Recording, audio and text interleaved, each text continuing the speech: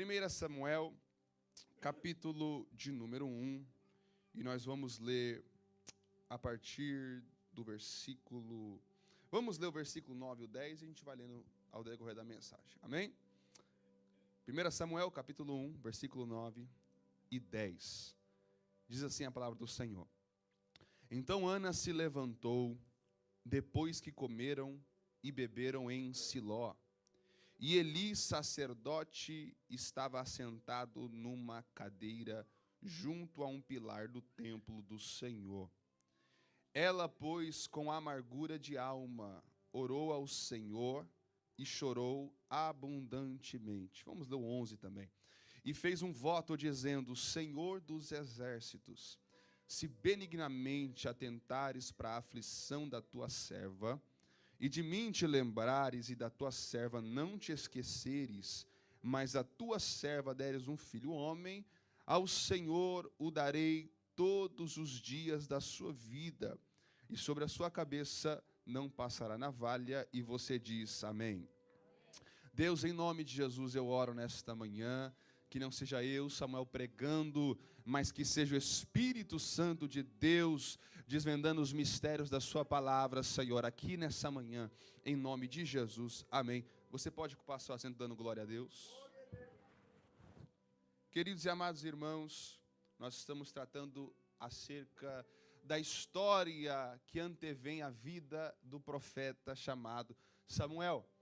Samuel veio de uma família, ele veio de uma linhagem, a linhagem de Eucana.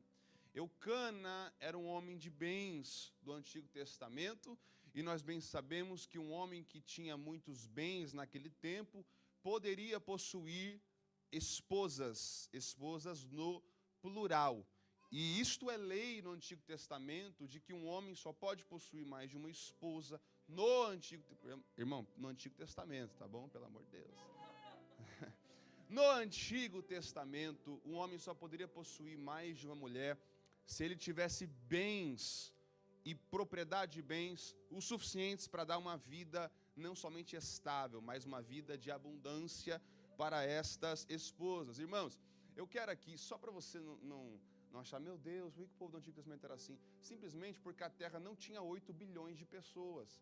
Então, para a Terra chegar a 8 bilhões de pessoas, precisavam ter pessoas para gerar pessoas. Então, por isso que no Antigo Testamento nós vemos como é comum um homem ter mais de uma esposa. No Novo Testamento já é mais raro, porque é simplesmente isso. Deus só queria povoar a Terra. Amém? Glória a Deus.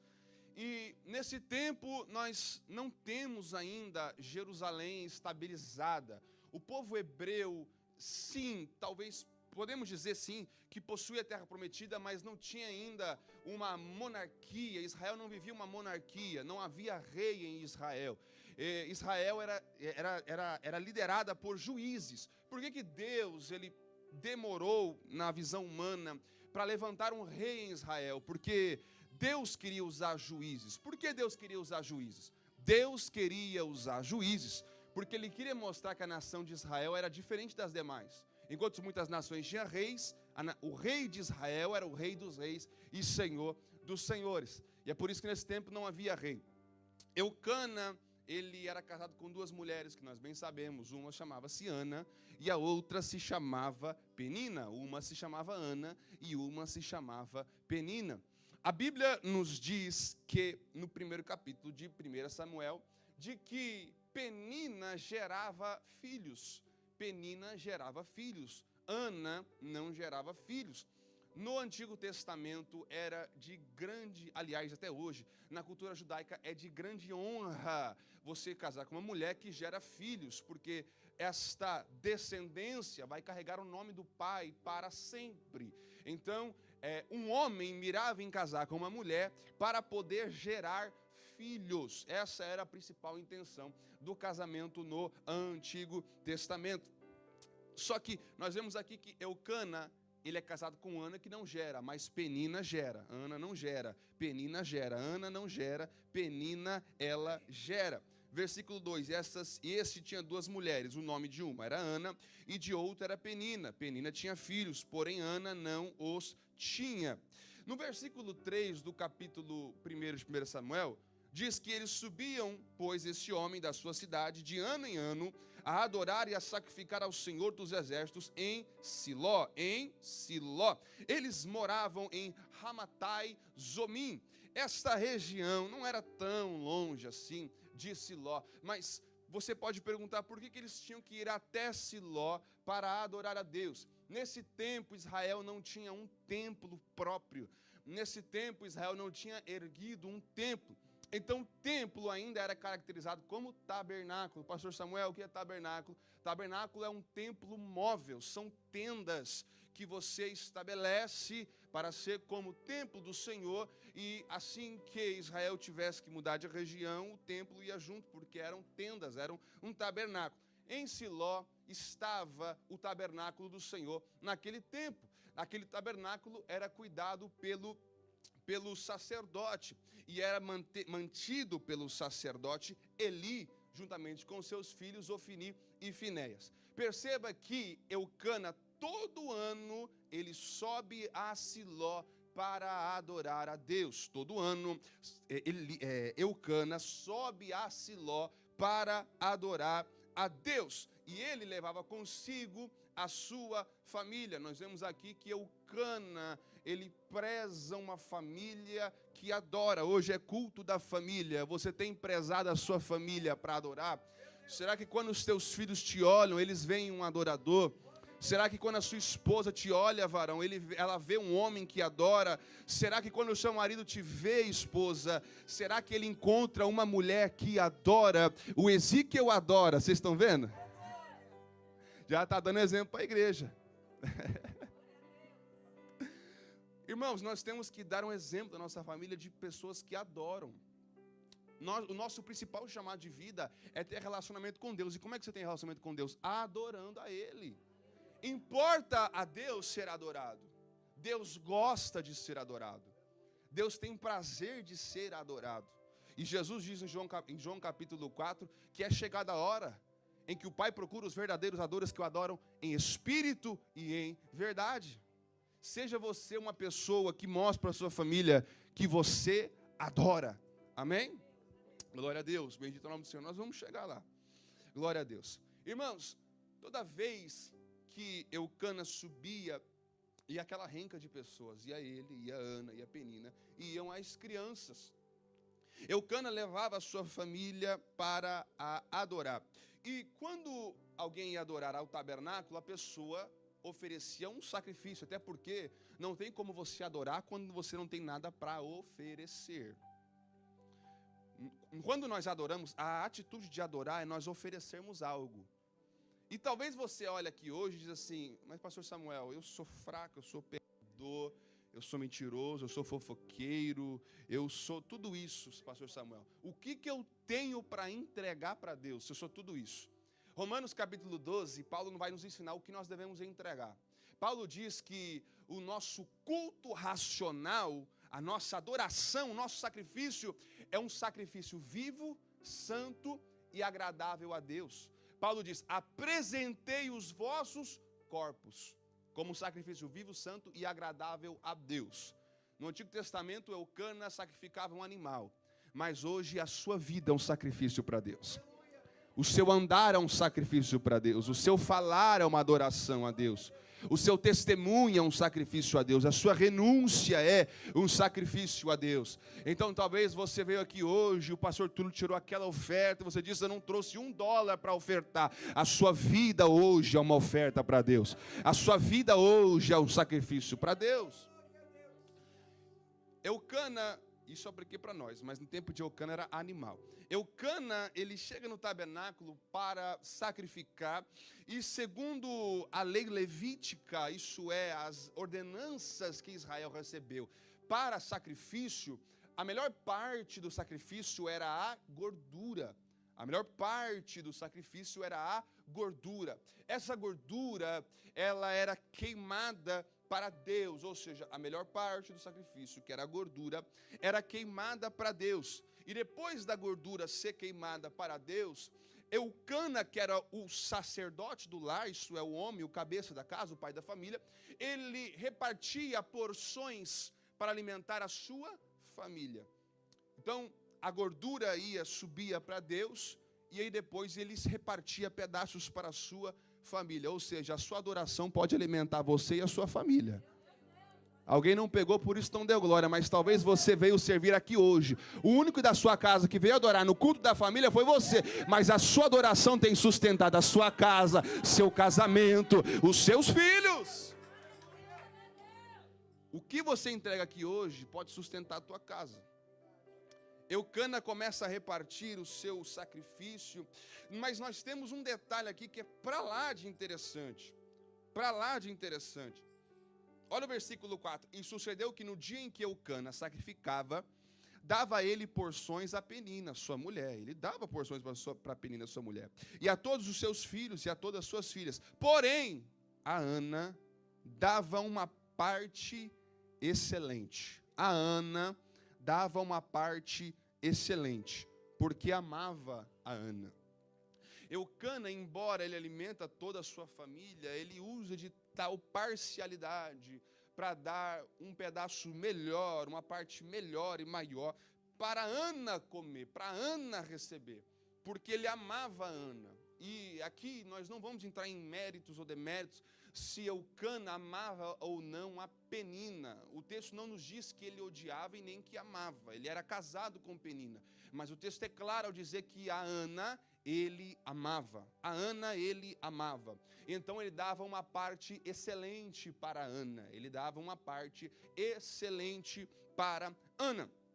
Mas o que eu acho interessante é que logo em seguida, o versículo 5, continua dizendo: embora o Senhor lhe tivesse cerrado a madre.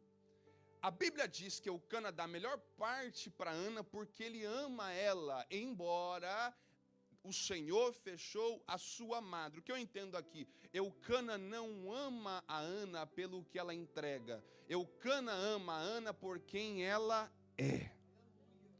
E aqui eu não quero fazer de Eucana como Messias, mas nós temos traços aqui do que Cristo tem para as nossas vidas. Porque a Ana não tem nada para oferecer que venha agregar a Eucana. Assim como nós, como eu disse, que nós somos um sacrifício vivo, santo e agradável a Deus, mas o que nós entregamos não vai melhorar a Deus. O que nós entregamos não vai elevar quem Deus é. Se você adora a Deus, Deus é grande. Se você não adora a Deus, Deus não deixa de ser grande. Nada que nós entreguemos a Deus vai fazer mudar quem Deus é. E alguém pode... Eu estou sentindo pregar adoração hoje. E alguém pode perguntar, se eu, quando adoro, não agrego nada a Deus, por que que eu vou adorar? Por que que eu vou buscar? Porque quando você adora, você não melhora a Deus. Quando você adora, você melhora quem você é.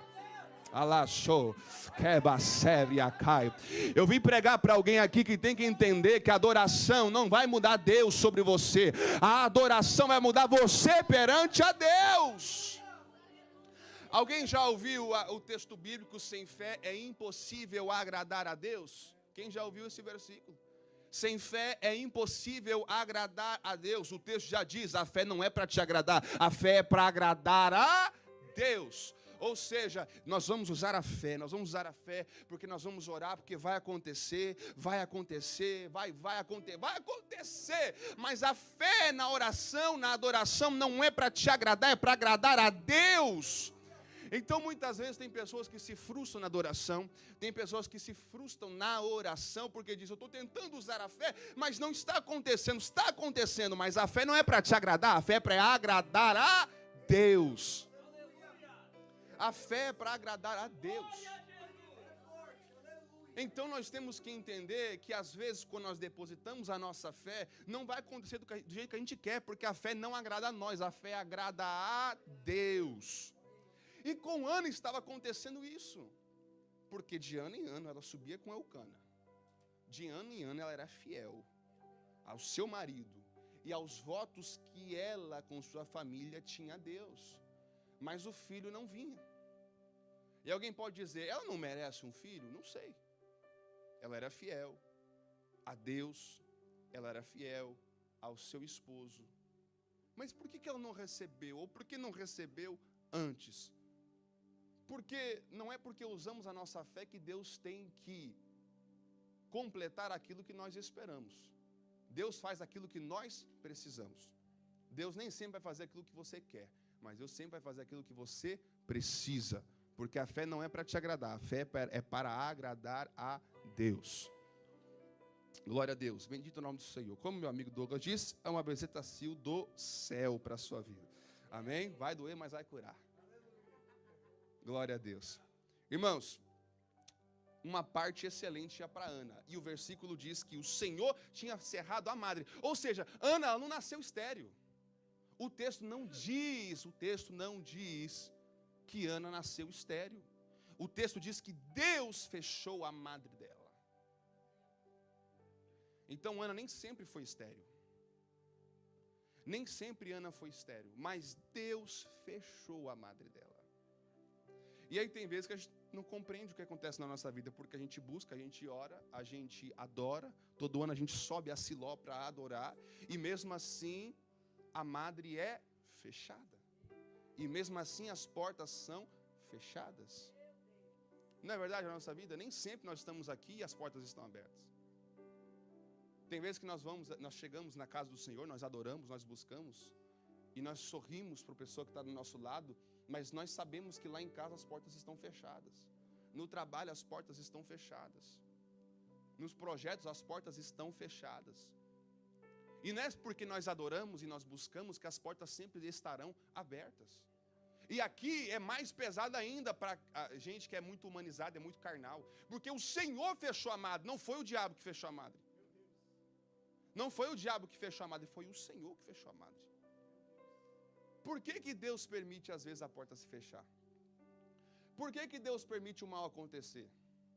Por que Deus permite que alguém que quer muito ser mãe como Ana vê a sua madre sendo fechada? Nós vamos trabalhar isso nessa manhã. E eu quero muito que você receba aquilo que Deus está falando para nós. Mas de imediato eu digo, nem sempre as portas estarão abertas para nós. Nem sempre. E isso não significa que é ruim de tudo. Porque eu aprendo na Bíblia que deserto para Deus é tempo pedagógico para o seu povo. Tempos de portas fechadas, Deus nos ensina. Tempos de deserto, Deus nos instrui. Os 10 mandamentos vieram no deserto. O maná veio no deserto. Os maiores milagres foram feitos no deserto. E nós podemos aqui louvar a Deus pelos desertos. Mas quando nós passamos pelos desertos, nós sofremos, nós somos angustiados. Mas o que eu amo da palavra do Senhor é que todo tempo de deserto tem um começo, tem um meio, mas também tem um fim. Porque o deserto é a passagem, o destino final é a terra prometida. Glória a Deus, bendito é o nome do Senhor. Quando Ana se preparava para subir a Siló, Siló era uma montanha, era um monte, por isso que diz que eles subiam para o tabernáculo, para adorar. Quando Ana subia, o versículo 6 diz, e a sua rival, aqui a Bíblia não chama nem de Penina mais, a Bíblia já a caracteriza como rival. E a sua rival excessivamente a provocava. Para o quê? Para irritar. Minha versão, Almeida Corrigida Fiel. E a sua rival excessivamente a provocava para a irritar. Porque o Senhor lhe tinha cerrado a madre. E a sua rival excessivamente a provocava para irritar, porque o Senhor lhe tinha cerrado a madre. Ela provocava, tentava irritar Ana por algo que Deus tinha feito na vida dela. Imagina qual é a visão de alguém carnal de Deus nessa hora. Deus fechou minha madre, Deus permite a mulher que é minha rival me zoar, me irritar, me zombar por aquilo que Deus fez, porque Deus fechou a madre na minha vida. Toda vez a sua rival a provocava, dizendo, o Senhor fechou a sua madre. Já foi tratado aqui que na época, o que dava alegria para um marido era que a sua mulher concedesse filhos. Então ela dizia, olha Ana, você pode ter a melhor parte do sacrifício. Você pode ser amada, mas filhos você não tem. Eucana pode dar um boi para você. Eucana pode passar pano para você. Eucana pode te privilegiar, mas filhos você não vai dar para ele. Então o que ele mais quer você não pode dar a ele. Era Penina enchendo o ouvido de Ana tempos em tempos, porque o versículo 7 diz, e assim ela fazia, de ano em ano. Sempre que Ana subia à casa do Senhor, a outra a irritava, por isso chorava e não comia.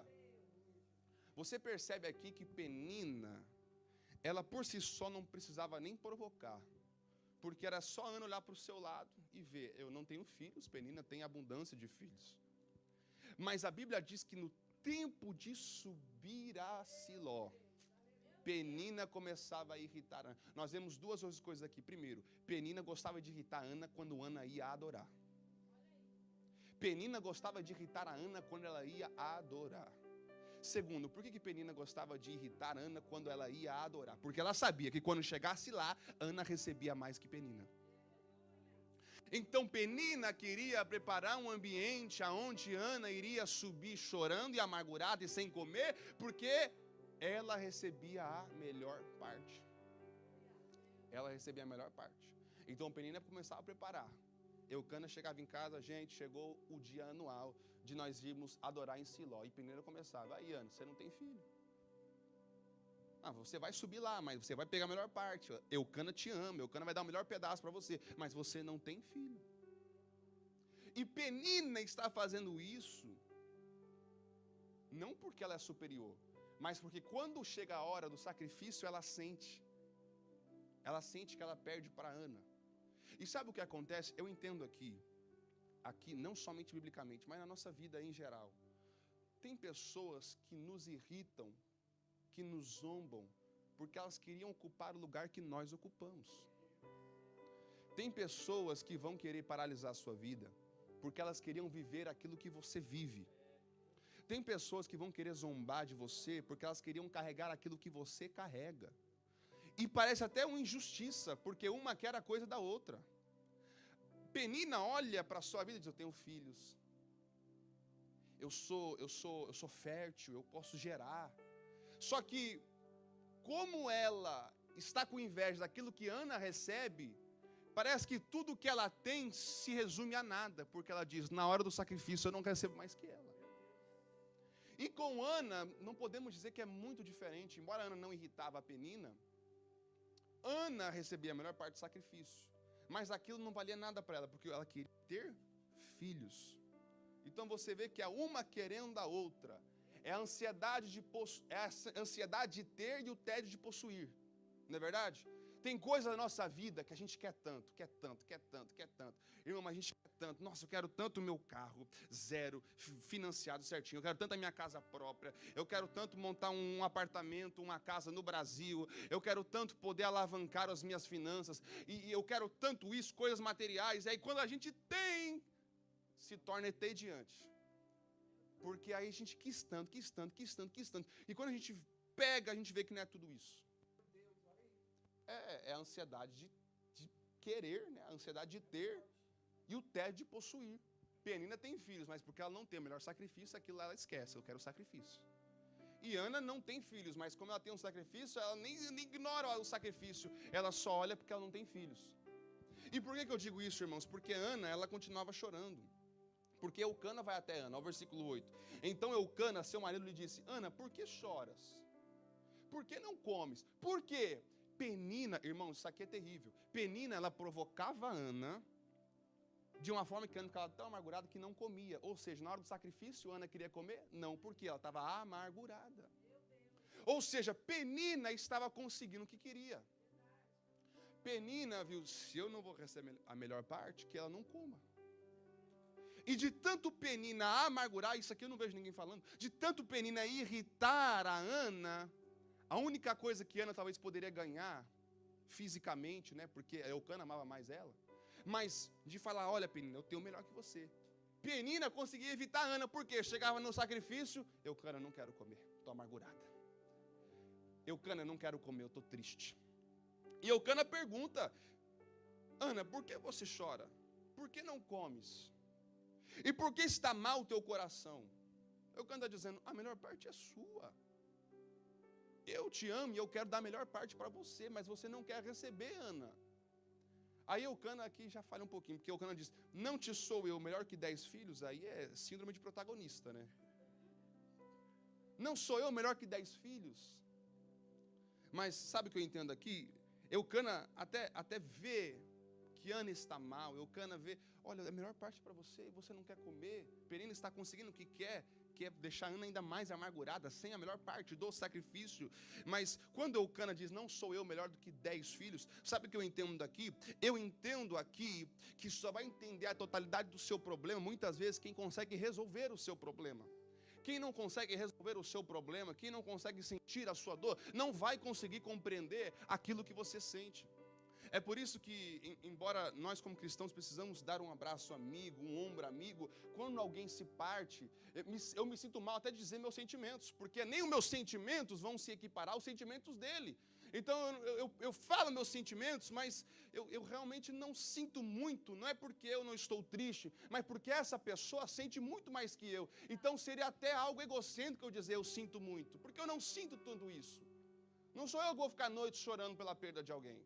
Não sou eu que vou ficar 1 ano, 2 anos, 5, 10, 15 anos sofrendo porque essa pessoa se foi embora. Então muitas vezes a gente não consegue compreender o que o outro passa, irmão. Não acha que você vai compreender tudo aquilo que seu irmão passa. Não acha que você vai conseguir melhorar a vida de alguém falando a sua opinião. Tem coisas que nós passamos que as pessoas não vão compreender. E você que está passando por algo que ninguém compreende, também não se vitimize, porque todo mundo tem problema, irmão. Todo mundo tem problema.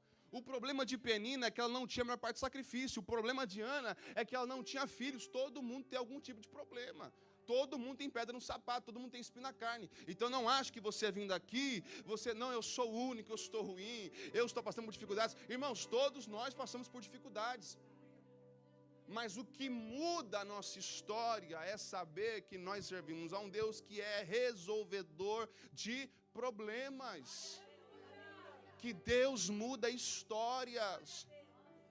Não é porque você sofre mais ou sofre menos que Deus vai fazer uma coisa. Deus vai fazer simplesmente porque Ele achou graça na sua vida e misericórdia na sua vida, a ponto de transformar a sua família, a sua história e fazer tudo novo. Aleluia, bendito é o nome do Senhor. Bendito é o nome do Senhor. Glória a Deus. No versículo 9, então Ana se levantou depois que comeram e beberam em Siló. E Eli, sacerdote, estava sentado numa cadeira, junto a um pilar do templo do Senhor. Ou seja, aqui Ana já não foi com a sua família, Ana foi só. Ana não foi com a sua família, Ana foi só. Embora Ana está amargurada, ela nos ensina algo muito bonito. Nós temos que servir em família. Aqui é um culto domingo da família. Mas tem dias também que nós precisamos ter um particular com Deus. Ou melhor, todos os dias nós precisamos adorar em família. Mas a sua família por si só não pode sustentar a sua intimidade com Deus. Não é porque a sua esposa ora que está tudo bem. Ou não é porque o seu marido ora que está tudo bem. Ou não é porque os seus filhos servem que está tudo bem. Ou não é porque os seus pais servem que está tudo bem. Aleluia, bendito é o nome do Senhor. Eles não vão juntar crédito para você. Você precisa ir lá e buscar a Deus. Tem experiências que você vai viver quando você decidir buscar a Deus. Ana estava sempre subindo com a sua família, mas ela percebeu que agora ela precisa ir sozinha um pouco também. E eu sei que é difícil para pai aqui que trabalha o dia inteiro, eu sei que é difícil para mãe que trabalha também e cuida dos filhos, cozinha, ou o marido também faz a mesma coisa, mas nós precisamos ter um tempo particular com Deus. Irmãos, isso aqui não é uma opção, isso aqui é essencial para a vida de alguém. Isso é dependência. E você diz, Samuel, eu não tenho tempo. Porque eu preciso me desdobrar entre o trabalho, entre a família, entre as contas e entre a igreja, entre a presença de Deus, porque buscar a Deus não é só vir à igreja, é você ter uma vida devocional a Deus. Aonde que eu vou arrumar tempo? Olha para Jesus. Jesus pregava o dia inteiro e de noite ia orar num monte. Jesus, ele ficava tanto tempo sem dormir que quando ele está no barco, ele dorme no meio da tempestade. Por quê? Ele cria tempo para orar. Ele não espera o tempo chegar para orar. Ele cria o tempo para orar. Ana subiu a Siló, não era no tempo de adoração, mas ela foi mesmo assim, porque ela viu que ela precisava de um particular com Deus. Deus está despertando alguém nesta manhã dizendo, eu preciso de um particular com você. É essencial você servir com a sua família, mas você precisa também de um particular com o teu Deus. Aleluia, bendito é o nome do Senhor. E ela subiu e Eli estava sentado numa cadeira junto ao pilar do templo. Ela, pois, com amargura de alma, orou ao Senhor e chorou abundantemente. Ana se levantou fisicamente para se derramar espiritualmente. Ana se levantou fisicamente para se derramar espiritualmente. Ela escolheu orar, ela escolheu buscar a Deus, ela escolheu se derramar. E nós vemos que a oração de Ana é muito poderosa porque não se consiste em palavras, mas se consiste em se derramar. Porque muitas vezes nós nos preocupamos com o que nós vamos falar na oração. E esquecemos que oração é uma via de mão dupla, é uma conversa. Então tem dias que Deus não está esperando você chegar lá e falar todos os seus problemas. Deus está esperando você chegar lá, sentar, se ajoelhar e ouvir o que Ele tem sobre os teus problemas. Porque muitas vezes nós consistimos a oração, a busca a Deus em falar. E não ouvimos. E aí fala, meu Deus, mas eu oro tanto. E Deus não fala. Eu oro tanto e Deus não responde. Às vezes não é o silêncio de Deus, é que você fala tudo. E quando Deus quer falar, você atropela até Deus, irmão. Você precisa entender que muitas vezes a oração, irmãos, meu Deus, mas quando você chega no nível da oração, que você somente para tudo e escuta o que Deus vai falar, irmão, eu já me arrepiei aqui agora só de lembrar os momentos em que estamos orando, mas aí nós sentimos aquele, no discernimento espiritual que nós temos que, abaixar a velocidade, ficar em paz e só sentar e ouvir o que Deus tem para nós. Irmãos, quando você chegar no nível da oração, que você não fala nada, você só escuta, o momento que você para de falar, você para de orar, você para de pedir a Deus, só fala no meu coração. Irmão, aí é outra história, irmãos. Mas aí é um nível de relacionamento tão gostoso que tem dia que você não vai querer sair de lá. Tem dia que você não quer sair da presença de Deus, porque você chegou a um nível da oração que você não está falando, agora é Ele que está falando com você. Ana, com amargura de alma, ela orou ao Senhor e chorou abundantemente. Imagina a oração de Ana, ela está tentando falar, mas o gemido da alma vem, ela começa a prender sua respiração, porque ela tenta orar, mas ela chora junto e mistura aquela oração com lágrima, e começa aquela coisa, até que ela consegue falar, e olha o que ela diz, Senhor dos exércitos, se benignamente atentares para a aflição da tua serva, e de mim te lembrares, e da tua serva não te esqueceres, mas a tuas servas deres um filho homem, ao Senhor o darei todos os dias na sua vida, e sobre a sua cabeça não passará a navalha. Sabe o que eu acho lindo aqui? Irmãos, fiquem em paz, hoje eu vou acabar cedo, até porque eu peguei o microfone cedo. Mas eu quero que você entenda, por isso que eu estou aqui nesse estilo hoje, eu preciso que você entenda isso. Ana, ela ofertou a Deus aquilo que ela não tinha. Até agora está falando de um sacrifício daquilo que a gente tem, o nosso corpo, a nossa vida. Mas essa altura da oração, Ana entregou até aquilo que ela não tinha. Ela tinha filho para consagrar a Deus? Não. Mas ela disse, se tu me deres, não vai ser meu, vai ser teu. E muitas vezes essa é a estratégia que nós devemos usar para receber da parte de Deus. Qual é a motivação do seu pedido? Qual é a motivação da sua oração, irmão? O que você tem pedido para oração e qual é a motivação? Para que você quer isso? Entenda uma coisa nessa manhã. Qual é a sua motivação daquilo que você pede para Deus? Qual é a motivação? Para te dar conforto, para te dar status, para te dar notariedade ou para conduzir pessoas à presença de Deus? Eu vivi isso, irmão. Uma coisa é você querer um carro, mas quando você quer um carro para obra, é diferente. É diferente. Quando você quer uma casa é bom, mas quando você quer uma casa para receber profeta, é outra coisa. Quando você quer condições financeiras somente para luxo é uma coisa, mas quando você quer condições financeiras para ofertar na vida de alguém é outra coisa. Qual é a sua motivação nessa manhã? Por que você veio buscar aqui hoje? O que você veio pedir para Deus aqui hoje? Pensa na motivação que você tem hoje. A motivação de Ana é, eu quero ter um filho para competir com Penina? Não. Eu quero ter um filho para esfregar na cara de Penina que eu posso gerar filhos? Não. Ela quer um filho para entregar para o templo. Ela quer um filho para entregar para a presença de Deus. E aqui muda tudo. Porque se ela pedisse um filho para competir com Penina, o porquê que Deus faria isso? Para alimentar uma guerra? Para acabar com uma família? porque elas estão na mesma casa, decalaçubre, candarabaia. Mas quando ele escuta, eu quero um filho para dar para o Senhor, é diferente, é diferente, é diferente. Oh, Managai, oh, Hevi, Astaua. O que você tem pedido nessa manhã? E Deus prega na minha boca nessa manhã: se é para obra, eu vou ter que conceder. Se é para obra, eu vou ter que fazer acontecer, porque eu tenho um zelo pela minha obra. E sucedeu que, perseverando ela em orar, ela estava perseverando, irmão, porque chegar nesse nível já não dá mais só para orar por orar. Não dá para orar só porque o pastor pediu, não dá para orar porque a missionária Vanessa está orando. Nessa altura do campeonato, ela tem que perseverar para orar, porque ela não depende de mais ninguém, é só ela lá.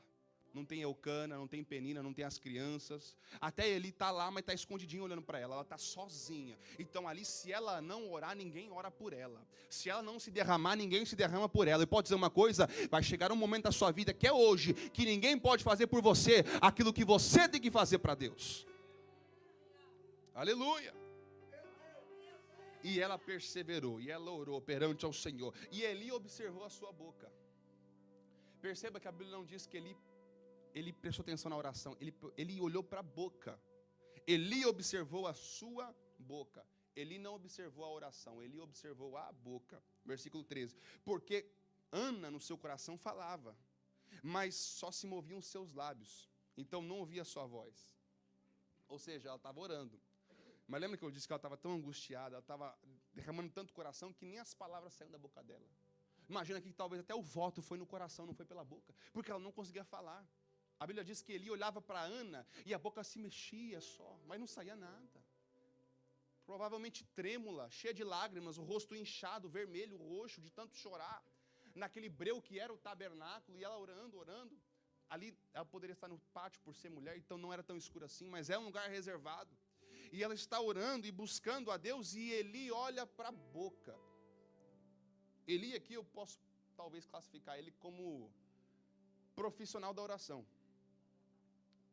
E isso não significa que ele é bom em orar, mas é profissional da oração, porque ele quer evaluar, não, evaluate em inglês, né? Ele quer avaliar a oração de Ana. Então ele olha para a boca, ele não olha para o que está saindo do coração dela, até porque ele não tem esse poder. E é por isso que a gente não pode avaliar a oração dos outros. Irmão, pelo amor de Deus, você não pode avaliar a vida espiritual dos outros, irmãos, porque tem coisa que sai daqui, mas tem coisa que sai daqui, ó. Nós somos pentecostais, nós gostamos de barulho? Claro, nós amamos barulho, irmão.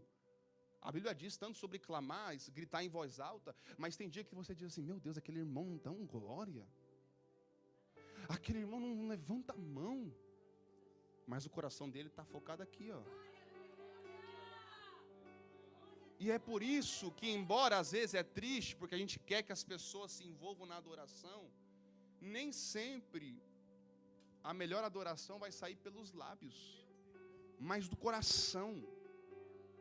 Do coração. E aliás, também não é todo mundo que adora com a boca que também não adora o coração, porque eu estou adorando aqui, não é que significa que eu sou raso, eu também estou adorando o coração. Mas tem pessoas que estão tão amarguradas, que estão tão tristes, que elas não conseguem pronunciar nada, como Ana. Ela não conseguia sair nada da boca dela, ela só gemia, ela só tremia a sua boca, mas ela estava buscando a Deus.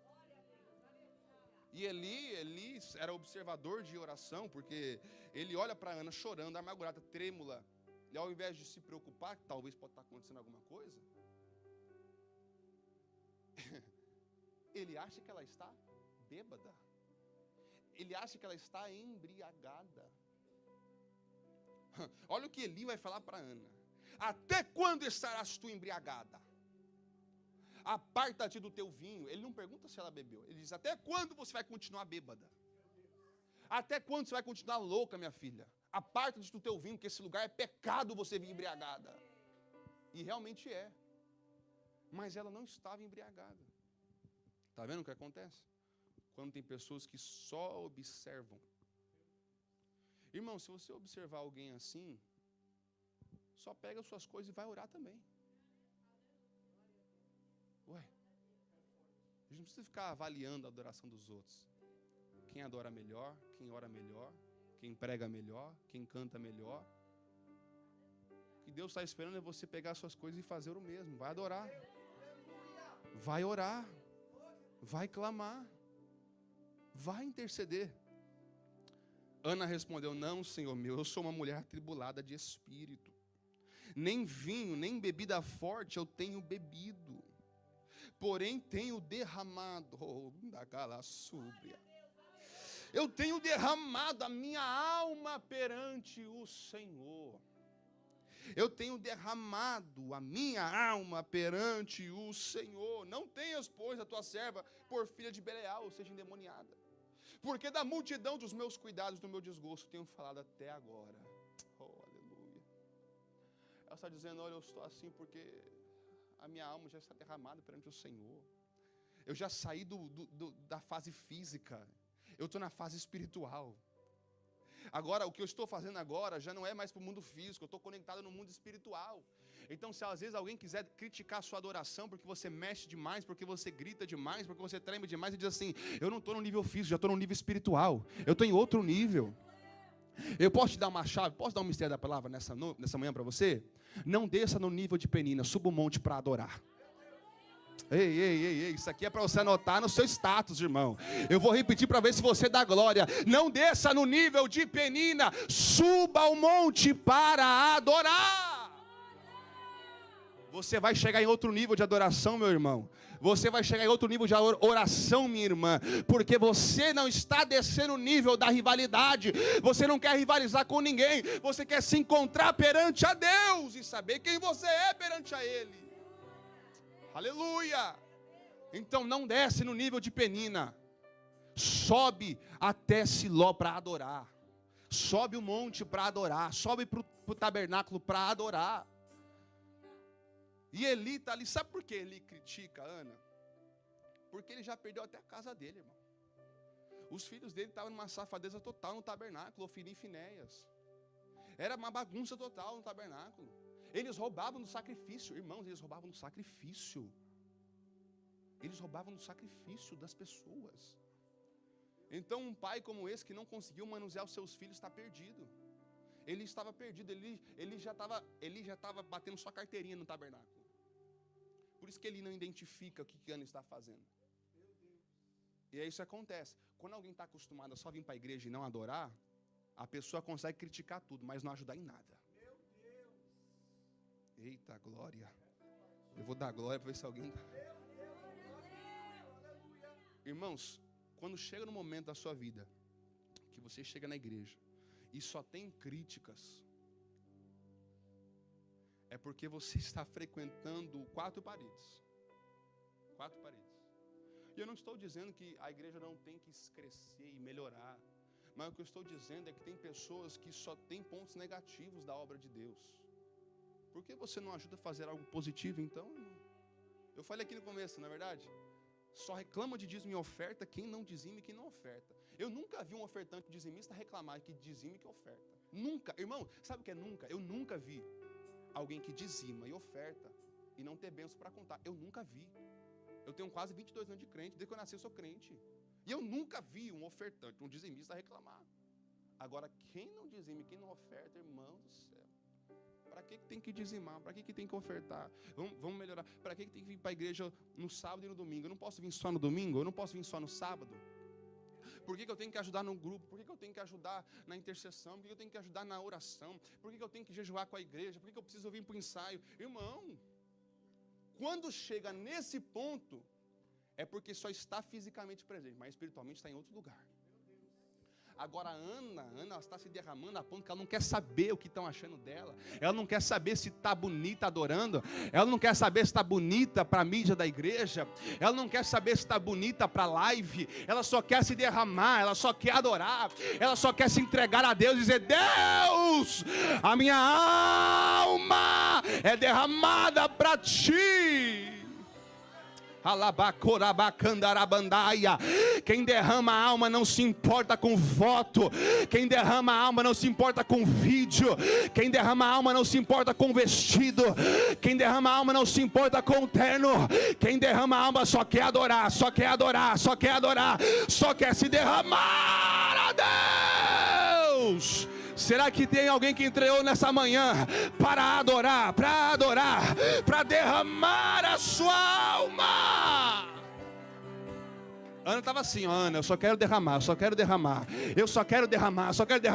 Eli pode criticar, Penina pode provocar, Eucana pode não entender, mas tem alguém que não me provoca, tem alguém que me entende, tem alguém que me recebe, e é para ele que eu vou derramar a minha alma.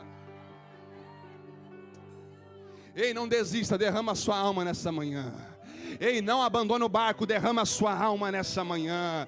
Ei, não deixa a igreja não deixa. Deus não está nesse negócio de pular de lugar em lugar, de galho em galho. Fica e derrama a alma.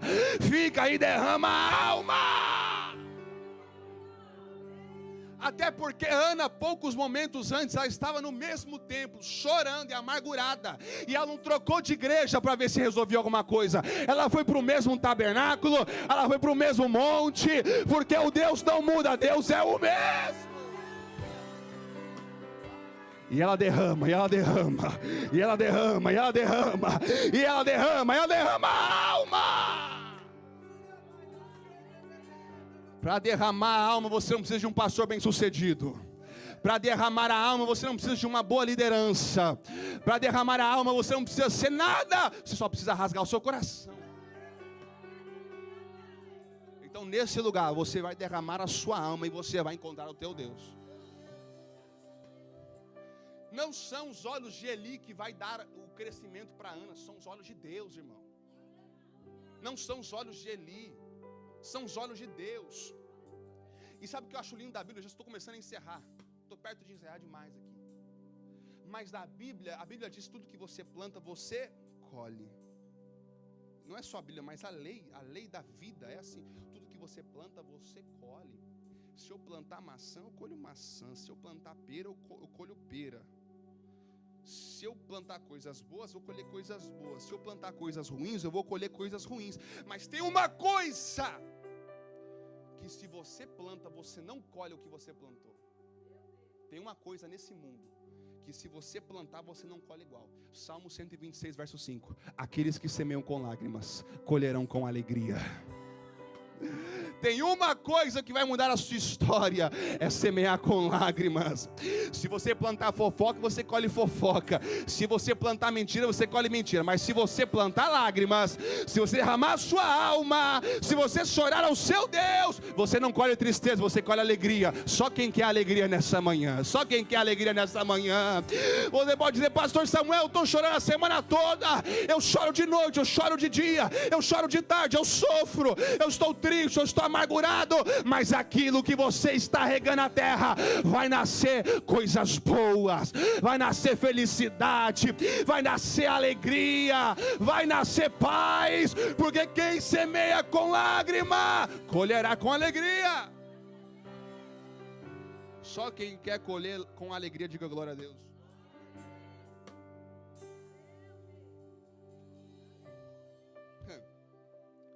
Ele entende, ele diz: vai em paz, que o Deus de Israel te conceda a petição. E a Bíblia diz que assim a mulher foi o seu caminho e comeu. Primeiro ela comeu, não estava comendo, ela comeu. E o seu semblante já não era triste, porque a colheita começou. Ela estava chorando. Irmão, é tão poderoso isso aqui, porque ela estava plantando no templo, e saindo do templo ela começou a colheita. Porque ela plantou lágrima, mas quando ela pisou para fora do tabernáculo, bum, começou a colher alegria. Por quê? O seu semblante já não era mais triste. Eu tenho uma palavra profética para a sua vida. Quando você passar naquelas portas, a colheita vai começar. Quando dar a bênção apostólica aqui, você sair por essas portas, a sua colheita vai começar. Porque aqui dentro você plantou lágrima, aqui dentro você derramou a sua alma, aqui dentro você derramou o seu coração. Então vai começar, é hoje, é hoje, é hoje. Deus toma minha boca para dizer: começa hoje, começa hoje, começa hoje. Você vai plantar, você vai plantar, você vai plantar, mas você vai colher, você vai colher, você vai colher.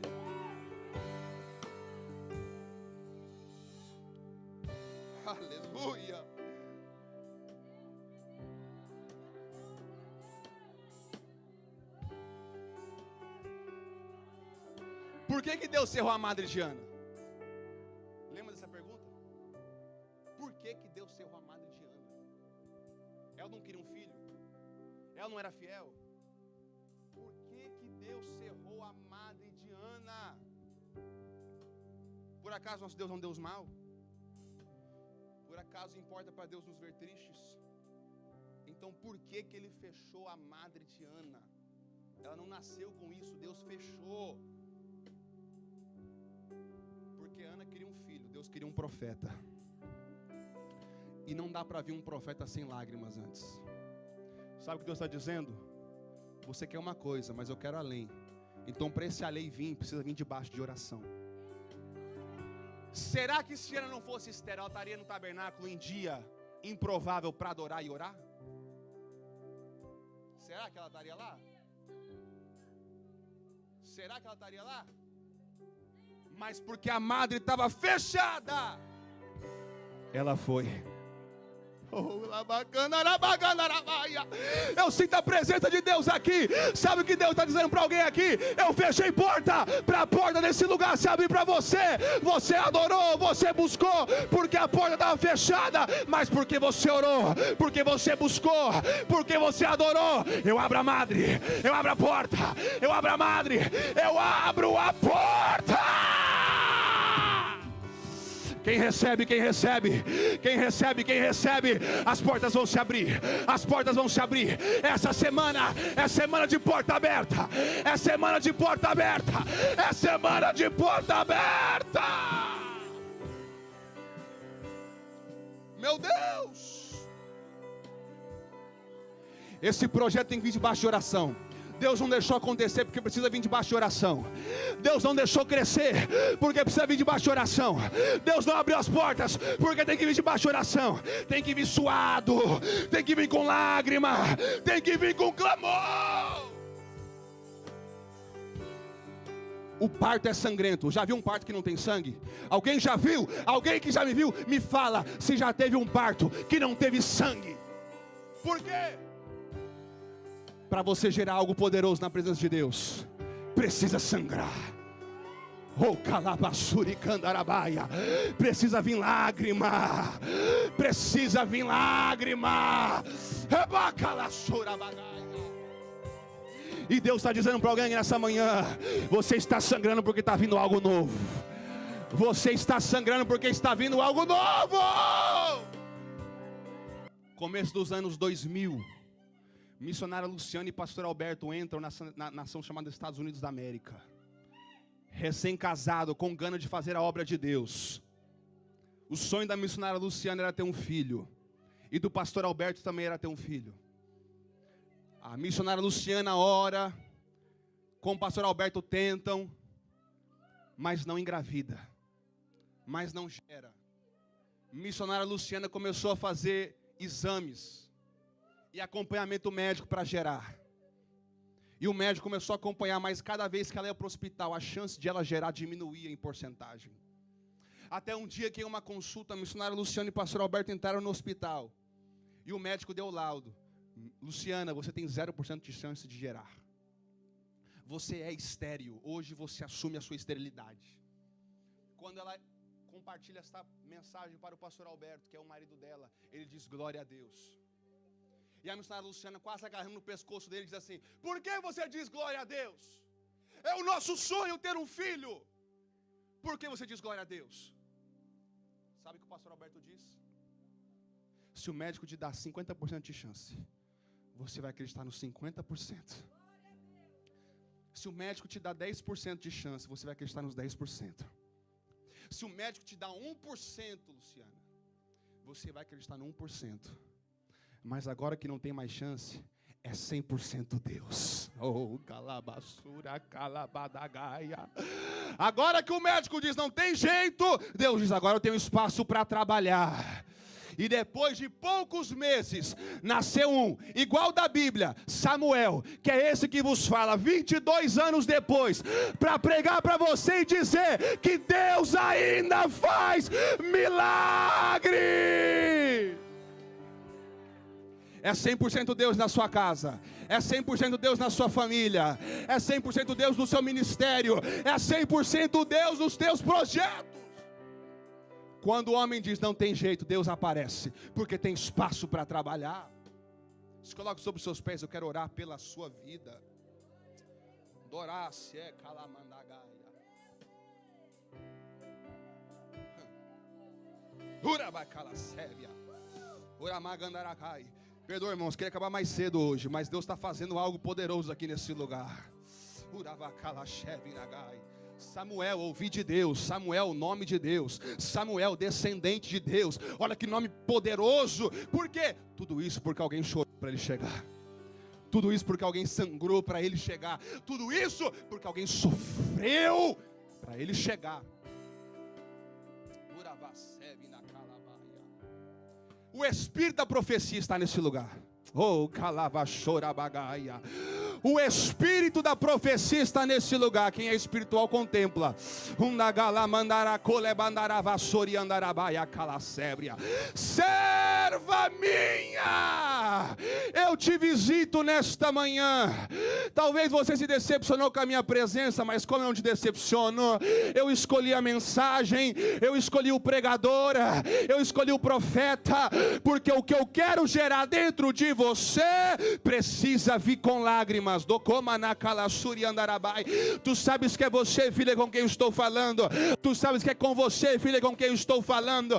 Eu escolhi até o pregador da manhã, porque o pregador também veio de um ventre que não podia gerar, que só tinha morte. Mas este que era impossível de nascer se tornou pregador, se tornou missionário. Era uma criança missionária. E eu prego para você, para o teu esposo nesta manhã. Eu uso a boca do meu servo para você e para o teu esposo nesta manhã. Eu não deixei, porque precisa vir debaixo de lágrima. Por quê? Por que Deus precisa vir debaixo de lágrima? Porque vai ser uma criança missionária.